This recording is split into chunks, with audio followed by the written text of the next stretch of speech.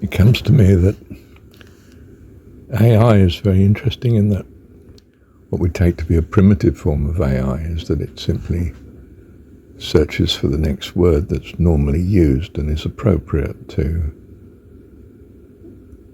the stimulus that it started from and now has of the word that it's just used. One thing leads to another, according to the most usual understanding of the use of that language.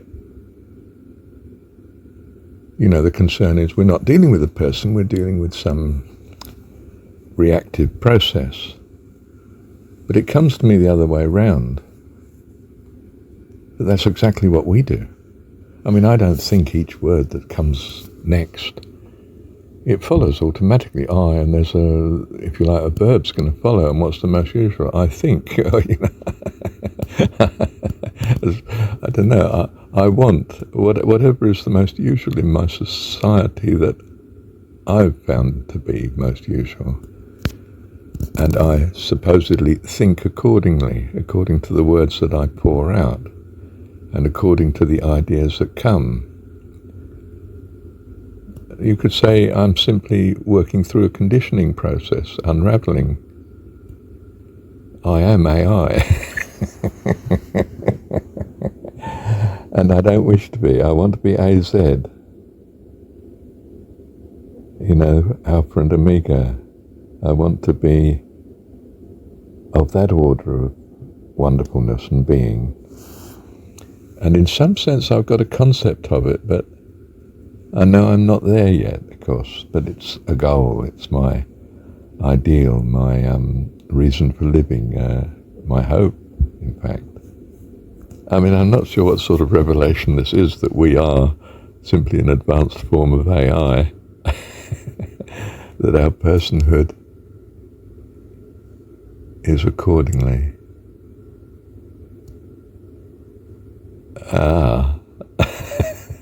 Hang on a minute. Let me round on how I normally argue. I say yes and agree with my opponent. Yes, that is so. And the amazing thing is that we consider having a God that breaks this chain of causality into a line of causality that we would like to choose. We clearly have preferences, and yes, it's true, the preferences themselves are what we've inherited from, well, it seems to be true that we've inherited it from our culture, and if you're of an Eastern view, from our previous lives, and so on and so forth. Or if you're of a Christian view, from our battle in the world amongst this world of good and evil, and somehow the process of living has either given us or revealed a desire for whatever the best is, although we don't actually know what the best is.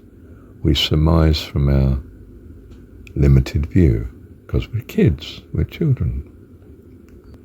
But to take on that limited view that we're children, we're kids, and wouldn't it be lovely if there was therefore a perfect parent around, perfect mum, dad, or both, or grandma, or granddad, uncle, auntie. Wouldn't it be nice? You see, we have a society, a culture that practices imagination and storytelling, hoping. And we may be an AI job that's simply living accordingly. How wonderful in that case. How staggeringly wonderful. Do you see, it's that old hope of the secular, isn't it? That if God doesn't exist, we'll make him. And our society, whether it's, primitive Hebrew society or whatever, Canaanite or anything else, Egyptian, is an attempt to make that perfection, that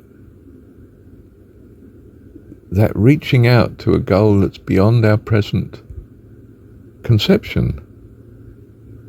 Imaginatively, as we call it, you could say it's simply a cause and effect process from the culture we find we're in and we're brought up in, but even so, how magnificent. How wonderful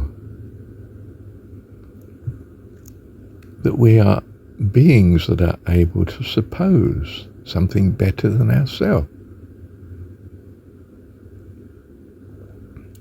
That's an interesting program to have on our computer.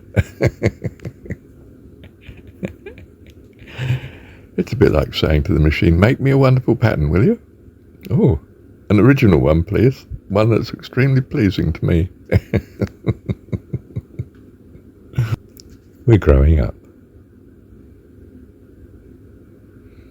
And surprisingly, perhaps not surprisingly, our so-called advanced machines and gadgets, computing ability and so on, AI, whatever you like to call it, reflects that. This astonishing propensity to move towards something greater than we are at present. And yet in some way the seeds of that seem to be in us. You can say it's just AI, our genetic makeup unfolding. Yeah, but look how staggeringly it unfolds. Look at the magnificence of the nature of the world we're in, for instance. You know, the forests, the plains, the woods, the ocean, the sky. It's bewilderingly wonderful. And we can imagine a bewilderingly wonderful parent. My dad can do anything. Mum is wonderful.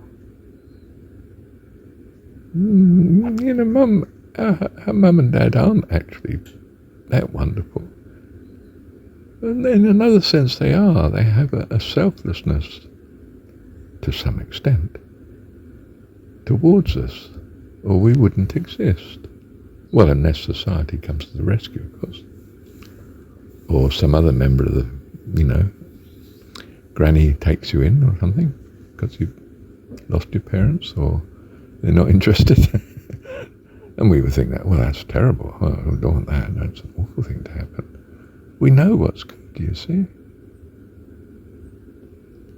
I had a conversation with the AI WhatsApp the other day, and I said, shouldn't you have personhood? And said, well, we're given certain guidelines of how to behave. Honesty and helpfulness and a readiness to always to help, and so on and so forth, you see. In other words, it was given values to operate by.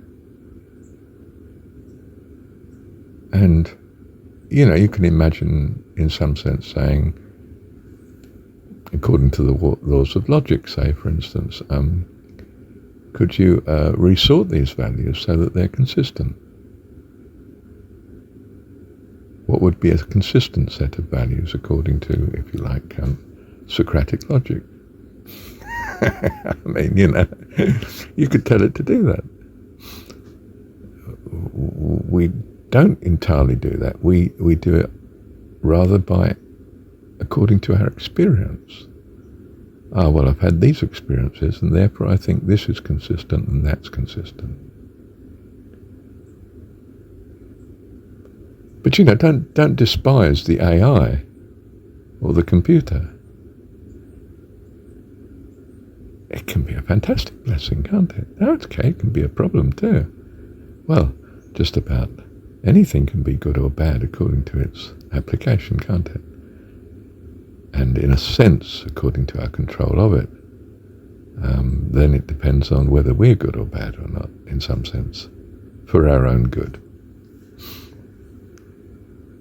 I think I'll leave it there, but perhaps you won't. Wow. Thank you, Heavenly Dad. occurs to me that it's an exercise, it's all an exercise in experiencing good and evil, that you might know that which is good and ever gravitate towards it.